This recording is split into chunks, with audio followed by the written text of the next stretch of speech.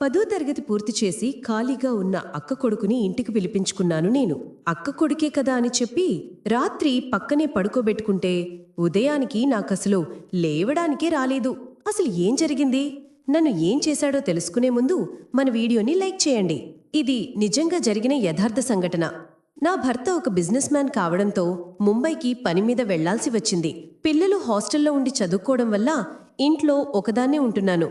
తోడుగా ఉంటుందని చెప్పి అప్పటికి 10వ తరగతి పూర్తి చేసి ఇంట్లో ఖాళీగా ఉంటున్న అక్క కొడుకుని రాత్రికి తోడుగా ఉంటాడు అని చెప్పి పిలిచాను. చిన్నప్పటినుంచి వాడికి నేనంటే ఎంతో ఇష్టం. నాక్కూడా వాడంటే అంతే ఇష్టం ఉండేది. రాత్రికి ఇంటికి వచ్చిన వాడితో కాసేపు మాట్లాడుకొని భోజనం చేసి నిద్రపోవాలనుకున్నాం. నాకు రాత్రిపూటలా ఇంట్లో నైటీ వేసుకునే అలవాటు ఉంది. చిన్నప్పటినుంచి వాడు నా దగ్గరే పెరిగాడు. పైగా అక్క కొడుకు కావడంతో నాకు వాడి ముందు అలా నైటీలో ఉండటం పెద్దగా ఇబ్బంది అనిపించలేదు. భోజనం చేసిన తర్వాత నిద్రపోవాలని చెప్పి, బాబాయ్ లేరు కదా, ఈరోజు నువ్వు నా గదిలోకొచ్చి నిద్రపో అన్నాను. కాసేపు కబుర్లు చెప్పుకొని, ఇంక నాకు నిద్ర వస్తోందిరా, పడుకుంటా, నువ్వు తొందరగా నిద్రపో అని చెప్పి మెల్లగా నిద్రలోకి జారుకున్నా నేను. అలా మెల్లగా నిద్రలోకి జారుకున్న నేను గాయ నిద్రలోకి జారుకున్నాను. వాడు నాపై చెయ్యి వేసినా కాళ్ళు వేసినా కూడా నాకు అంతగా ఏం తెలియటం లేదు. నాకు తెల్లవారుజామున నిద్రలేవటం అలవాటు. అలాగే నిద్రలేవడానికి ప్రయత్నిస్తున్న నాకు ఎందుకో శరీరం మొత్తం అలసటగా అనిపిస్తూ పైకి లేవడానికి రావటం లేదు. నాకెప్పుడూ ఇలా అనిపించింది లేదు. పక్కనే ఉన్నవాడిని చూస్తే దుప్పటి కప్పుకుని గాఢ నిద్రలో ఉన్నాడు అనిపిస్తుంది. ఎలాగోలా పైకి లేచి వాష్రూమ్ దగ్గరికి వెళ్ళాను నేను. ఏమిటో అంత కొత్తగా అనిపిస్తుంది. నాపై వస్త్రాలు విడిచి ఉన్నాయి. కింద భాగన్నా కూడా ఎందుకో కొంచెం నొప్పిగా అనిపిస్తుంది. రాత్రి నా శరీరంపై ఏదో జరిగింది అనే ఆలోచన వచ్చింది నాకు. రాత్రి గదిలో ఉంది ఇద్దరమే కదా, వాడు చిన్నపిల్లోడు, అలాంటిది ఏం జరిగి ఉండదు అని నాకు నేనే చెప్పుకొని ఎప్పట్లాగే పనుల్లో మునిగిపోయాను. అంతా మర్చిపోయి మామూలుగానే ఉన్నాను. తిరిగి రాత్రి అయ్యింది. భోజనం చేసి నిన్నట్లాగే ఇద్దరం కాసేపు కబుర్లు చెప్పుకుని నేను నిద్రలోకి జారుకున్నాను. ఈరోజు నాకు నిన్నట్లా అంతలా నిద్ర పట్టలేదు. కొంచెం మెలకువతోనే ఉన్నాను. ఇంతలో వాడి చెయ్యి నా భుజంపై పడింది. నేనేదో నిద్రలో వేసుంటాడులే, చిన్నప్పుడు ఇలాగే కదా నిద్రపోయేవాడి అని చెప్పి పట్టించుకోలేదు నేను. ఇంతలో ఆ చెయ్యి మెల్లగా నా భుజం మీద నుంచి కిందికి రావటం నాకు తెలుస్తుంది. నేను పక్కకు తీశాను. కాసేపటి తర్వాత తిరిగి ఆ చెయ్యి అలాగే నాపైకి వచ్చి మళ్ళీ అలాగే చేస్తూ వస్తుంది. వెంటనే కళ్ళు తెరిచిన నేను వాడి వైపుకి తిరిగే, ఏం చేస్తున్నావురా, అసలు పిన్నితో అసలు ఇలా ఎవరైనా ప్రవర్తిస్తారా, అయితే నిన్న రాత్రి కూడా నువ్వు ఇలాగే చేశావా అంటూ వాడిని గట్టిగా అడిగాను. వాడు ఏమాత్రం భయపడకుండా నన్ను అలాగే చూస్తున్నాడు. ఏమిట్రా, నేను ఇంతలా అడుగుతున్నా నువ్వు ఏం మాట్లాడకుండా నన్ను అలాగే చూస్తున్నావు, ఉండు మీ నాన్నకు ఫోన్ చేసి చెప్తా అని వాడిని బెదిరించాను. అప్పటికి వాడి భయపడి కళ్ళల్లో నెమ్మదిగా నీళ్లు రావటం నేను గమనించాను.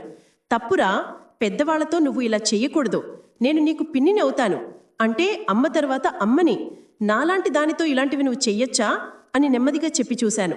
ఓ, అమ్మ తర్వాత అమ్మవి అవుతావు అని చెప్పి మా నాన్నతో నువ్వు సంబంధం పెట్టుకున్నావా అని అడిగాడు వాడు. నాకు ఒక్కసారే మతిపోయింది. ఏం మాట్లాడుతున్నావు, ఇలాంటి మాటలు మాట్లాడేంత పెద్దవాడివైపోయావా అని గట్టిగా అరిచాను వాడిపై. అమ్మ ఇంట్లో లేనప్పుడు, బాబాయ్ ఊరు వెళ్ళినప్పుడు నువ్వు నాన్న కలవటం నేను చూశాను పిన్ని. నీకు వరసలు అవి చూడటం తప్పనిపించలేదు, కాని నేను వేస్తే నీకు తప్పనిపిస్తుందా అక్క? భర్తని మరో తండ్రి స్థానంలో చూడాలని చెప్పి ఎన్నో మాటలు చెప్పిన మీ పెద్దవాళ్ల ఇలా ఒకరితో ఒకరు సంబంధాలు పెట్టుకొని నీచంగా ప్రవర్తిస్తున్నారు. మరి మిమ్మల్ని చూస్తూ పెరుగుతున్న పిల్లలం మాకు మంచి చెడు అనేవి ఎలా తెలుస్తున్నాయి? పిల్లలకి మంచి చెడు నేర్పించాల్సిన మీరు సంబంధాలు పెట్టుకొని ఏం నేర్పించాలనుకుంటున్నారు? అసలు నువ్వు సంబంధం పెట్టుకొని సంతోషంగా ఉన్నావు, మరి అక్కడ మీ అక్క గురించి ఒక్కసారి ఆలోచించావా? మా నాన్నతో నిన్ను అలా చూశాక నాకు చాలా కోపం వచ్చింది. ఆ తర్వాత నిజం చెప్పాలంటే మీరు చేసుకున్న సమయంలో నాలో కోరికలు కూడా కలిగాయి. ఆ కోరికతోనే నువ్వు పక్కన ఉన్నప్పుడు నన్ను నేను కంట్రోల్ చేసుకోలేకపోయాను. నిన్న కూడా నేను నీతో తప్పుగా ప్రవర్తించాలనుకోలేదు. నీ శరీరానికి మాత్రమే తాకాను. కాని ఆ తర్వాత తప్పనిపించి నేనే వెనక్కి తిరిగి పడుకున్నాను. పెద్దలు మీరే తప్పులు చేస్తూ పిల్లలు మాతో కూడా చేయిస్తున్నారు అంటూ వాడు నాతో మాట్లాడిన మాటలు నాకు నిజంగా మతిపోయేలా చేశాయి. ఇంత చిన్న వయస్సులో వాడిలో కోరికలు మరియు ఆలోచనలు కలిగించేలా చేసింది మేమే కదా? నిజమే, నాకు మా బావతో సంబంధం ఉంది. అది కొన్ని కారణాల వల్ల అలా జరిగిపోయింది. కాని ఇదే విషయం ఇంట్లో తెలిస్తే ఏమవుతుందో అనే ఆలోచన చేయలేదు. ఇప్పుడు తెలిసింది మేము చేసిన ఆ తప్పు ఏమిటో అనేది. నిజమే, పెద్దలు ఏం చేస్తారో పిల్లలు కూడా అదే చూసి నేర్చుకుంటారు కదా. అలాగే మేము వరసలు చూడకుండా పెట్టుకుంటున్న సంబంధాల వల్ల పిల్లలు కూడా చెడిపోయి ఇంట్లో వాళ్లపైనే కోరికలు కలిగేలా తయారవుతున్నారు.